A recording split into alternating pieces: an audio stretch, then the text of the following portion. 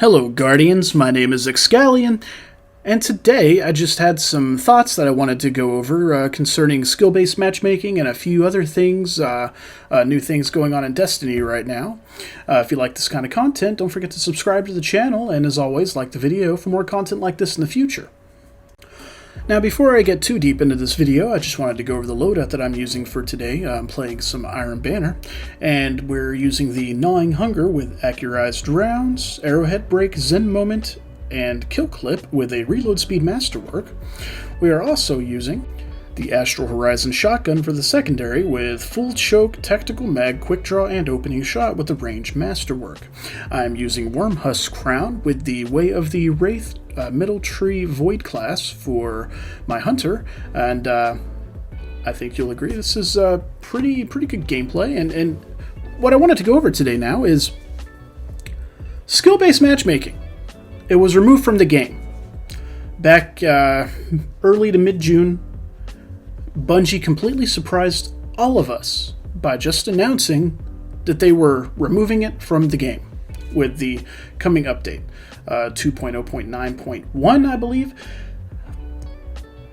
This is huge, right? Because for a long time, I think a lot of people, they were just kind of fed up. They were fed up with Destiny and with the way that the competitive, with the not like survival, but the way that the Crucible was, the PvP in the game, it seemed so stressful. It seemed like every other game you were going up against super sweats all the time, and it just didn't make for an enjoyable experience. And somewhere here, they decided that they were going to fix that. So they actually took skill-based matchmaking out of the game, and so now it should be connection-based mostly, which is honestly also a very good addition.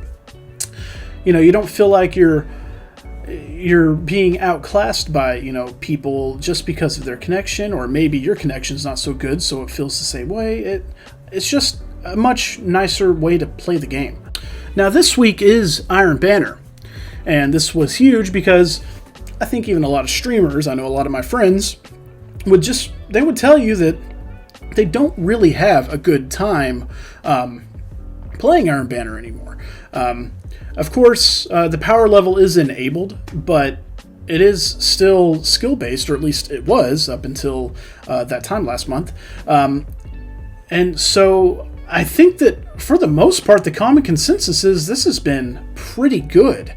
Now, don't get me wrong, there's definitely been some other changes, minor changes that they've made. But for one, like for Iron Banner, the quest, like every Iron Banner, every season, there's always this quest for something. And last season it was for Point of the Stag, and this season it's actually for the two returning Year 1 Iron Banner weapons, the Forward Path and the Fool's Remedy. And I'll have videos coming up on those soon. I think I'm actually more surprised and happier with the Fool's Remedy than I am with the Forward Path. The Forward Path is great, but the Fool's Remedy is maybe the best sidearm in the game so far as legendaries go. I love it. It's great. But the quest for those was so simple. It was literally just get 25 kills with sidearms and 25 kills with auto rifles in Iron Banner, and that was it. Anybody can get in and knock that quest out relatively easily, and that's huge because there's a lot of people, and it's kind of the problem, a lot of people felt like it was inaccessible to them. It was too much. It was too difficult. Well, here we are. They're listening. I think that's where I'm trying to get with all this. It seems like they are listening, and this is huge for the Destiny community in general, because I think for a long time a lot of players have felt like they weren't listening so much, and here we are.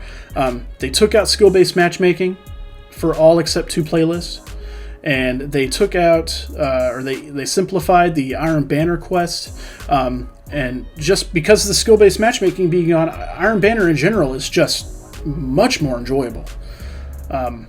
I'm having such a great time right now, and don't get me wrong, I consider myself pretty good at Crucible most of the time, but this is good. Like, I have a lot of friends, maybe they're not quite as good, or maybe they're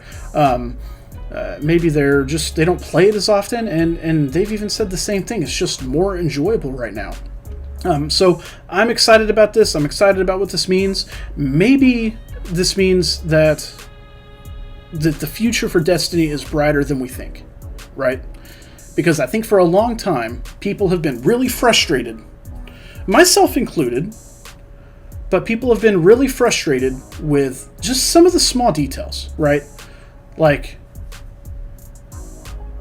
just whenever Bungie like makes some changes that just seem like they don't really mean anything, they don't really do anything. And I think to what people want, they want changes that make the game better. And they've had a history of making some changes that make the game worse. For example, we have sunsetting, and that's happening this very next season. Some of our guns aren't going to be able to go forward in competitive playlist or for end game activities where power level matters.